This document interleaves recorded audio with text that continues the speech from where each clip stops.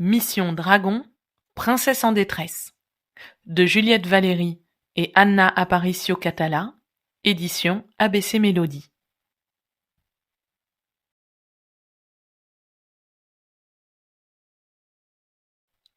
Mission Dragon, Princesse en détresse. Château à l'horizon.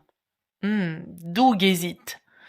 Il ne serait pas contre un peu d'action, mais c'est indéniable, les chevaliers lui donnent des boutons. Mieux vaut sagement rebrousser chemin vers la clairière et rentrer s'ennuyer dans son repère. À moins que...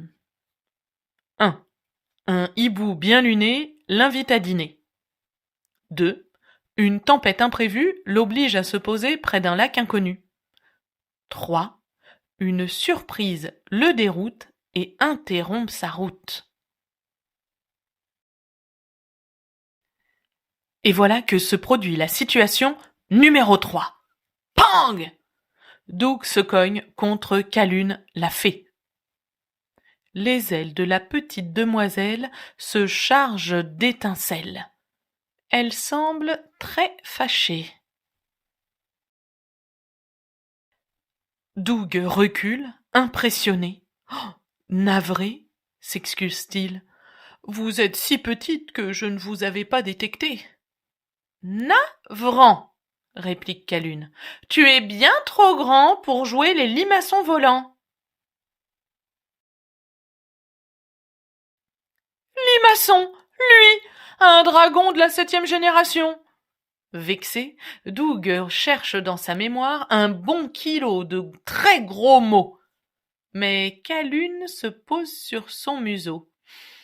Une fumée noire sort de tes narines. C'est un signe. Un signe de quoi?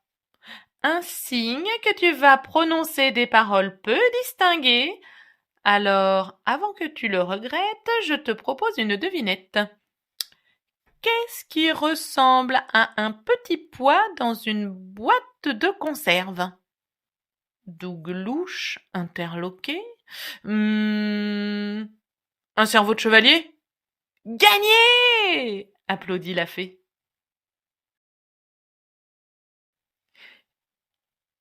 Eh bien, figure-toi que le chevalier Geoffroy vient d'enlever ma filleule, la princesse Lucille, et que je filais la délivrer quand tu m'as percuté.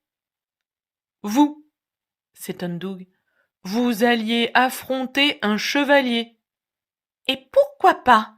Vous êtes si... petite, c'est ça?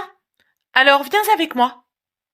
Oh, vous savez, grogne Doug embarrassé, je ne suis pas si fort que j'en ai l'air. Allons, tu feras parfaitement l'affaire. Coincé, Doug n'a plus qu'à accompagner Calune dans la forêt. Sous leurs ailes, les cimes des arbres défilent. Le vent souffle un air tranquille. Pas de chevalier en vue. Mais soudain, une voix résonne.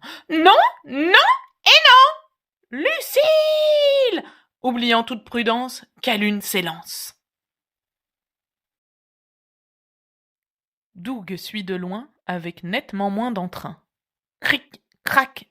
Il doit se tenir prêt à l'attaque. Crac, cric. Il croque chaque branchage qu'il trouve sur son passage.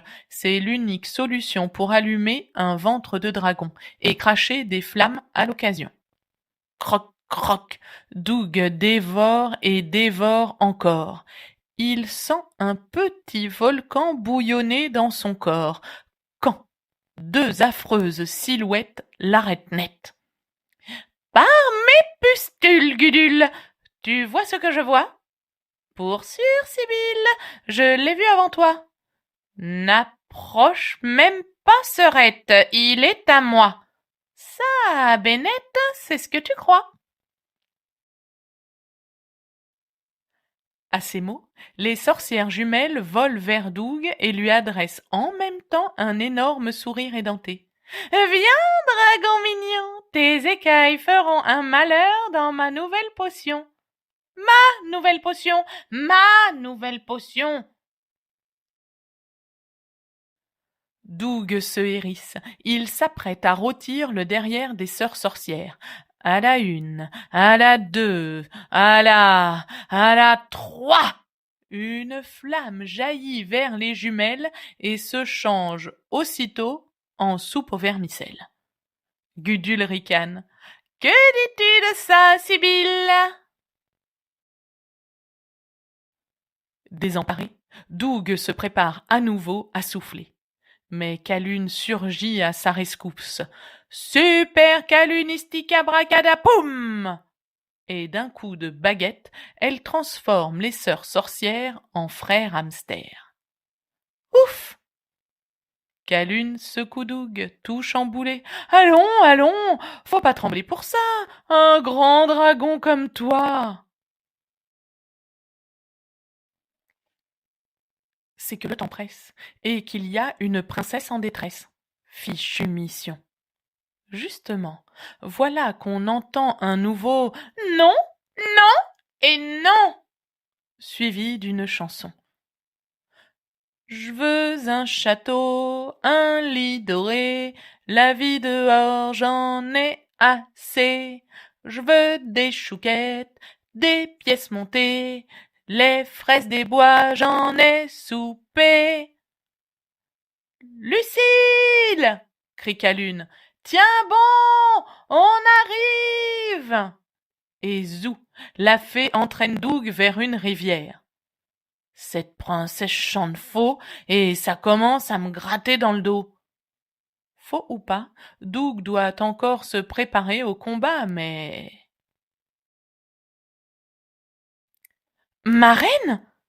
Que faites-vous là? Et qui c'est celui-là? Le dragon n'en revient pas.